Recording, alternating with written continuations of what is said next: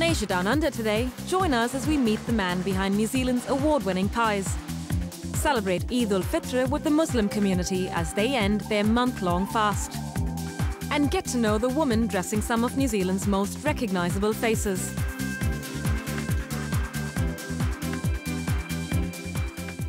Hello and welcome to Asia Down Under. Today we bring you another lively mix of fashion, food and festivities. But before all that, let's take a peek into the colourful celebrations of China's 60th founding anniversary. Here's that story.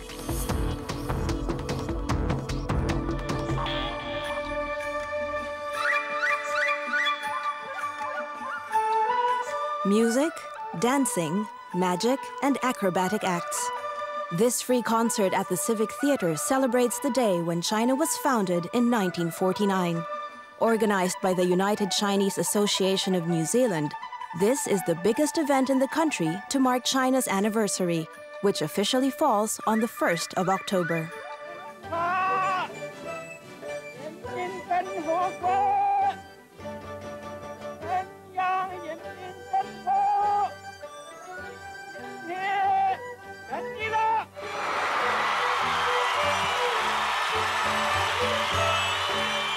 But despite Mao Zedong's grand declaration, the formative years of the People's Republic were marred by the Great Leap Forward and later on, the Cultural Revolution. It resulted in the loss of millions of lives and left nearly nothing of China's cultural heritage. In 1979, Deng Xiaoping embarked on a program of economic reforms, said to have led to China's present-day prosperity. It also provided New Zealand-born Chinese the opportunity to explore their history and heritage in mainland China. This is the street in the photo, in the photo, in the photo. In the photo? That's here. I think there's always been a strong feeling from overseas Chinese towards the homeland. And once we had the opportunity to get our children back there, they've got to understand there's a strong heritage and culture. And I think it's lost by our New Zealand-born Chinese, including myself. We hold annually what's called a winter camp. And this has been going for over 20 years, in which they spend about 3 weeks in Guangzhou learning things like martial arts, language, calligraphy, associating with local youth. Then they go around touring, the main parts is Hangzhou, Shanghai and Beijing. They come back with a real great appreciation of what China is. But it's not just the Chinese who celebrate this event. It's also a major occasion for the New Zealand-China Friendship Society, which was formed in 1952.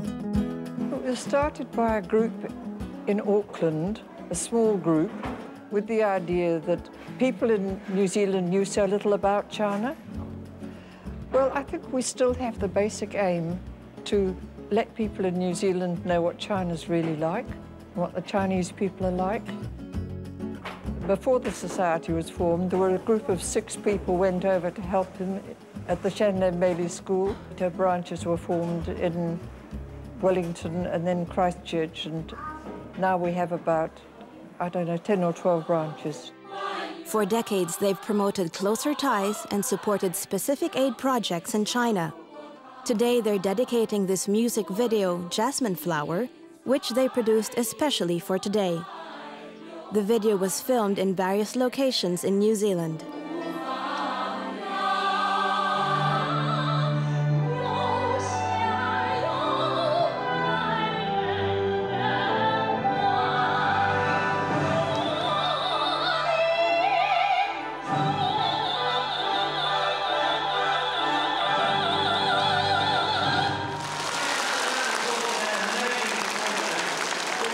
Back in the Civic Theatre, the ensemble of overseas and local talent play their part.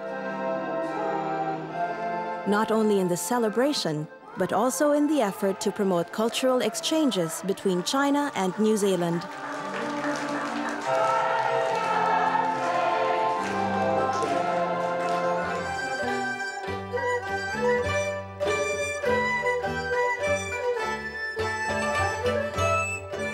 Few could have foreseen 60 years ago that China would one day be the 3rd largest economy in the world.